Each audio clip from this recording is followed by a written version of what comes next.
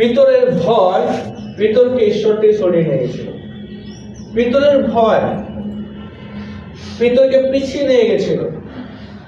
আজকে অনেক সময় আমাদের বিশ্বাসীরা ভাই বোনরাও ভয়ের কারণে তারা কিন্তু জীবনে অনেক কিছু প্রাপ্ত হতে পারে না, বা অনেক সময় ঈশ্বরের আশীর্বাদ থেকে বঞ্চিত থাকে শুধুমাত্র ভয়। বাইবেল সবসময় বলে, সাহস করো, আমি তোমার সঙ্গে সঙ্গে আছি, ভয় পেও না, আমিও তোমার সঙ্গে সঙ্গে আছি। কিন্তু অনেক সময় আমরা ভয় জীবনযাপন করি। ভয় আমাদেরকে বিফলতার দিকে নিয়ে যায়। পিতরের ভয় ছিল প্রভু যিশুকে 3 বার অস্বীকারের কারণে। যদি সে ভয় না করতো,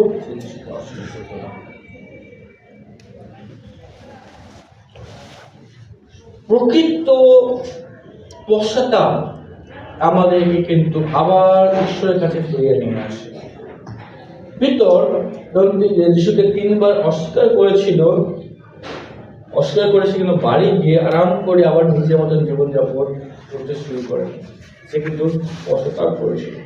আমরা দেখতে পারি বাইবেলে সে যথেষ্ট রোদন করেছে, ক্রন্দন করেছে। তার ভুল সে যে করেছে, তার ভয় কারণে সে যে প্রভু যিশুকে যে ডিনাই বা প্রভু যিশুকে যে অস্বীকার করেছিল, তার জন্য কিন্তু সে অনেক রোদন করেছিল। সে বুঝতে পেরেছিল আমি এটা ভুল করেছি। আর তার সেই যে ক্রন্দন, তার যে পশ্চাতাপ কি করে, তাকে কিন্তু তার সমস্ত পাপ থেকে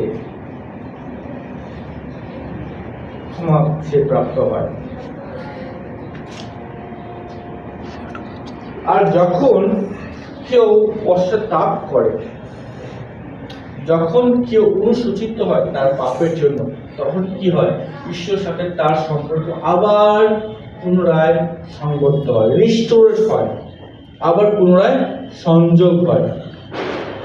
পিতর অস্বীকার কারণে সে ভয়ের কারণে সে অস্বীকার কারণে সে ঈশ্বর থেকে দূরে সরে যায়। কিন্তু যখন সে পশ্চাতাপ করে, যখন সে ক্ষমা চায়, তার সেই ভঙ্গন সম্পর্ক কিন্তু আবার ঘুরে আসে।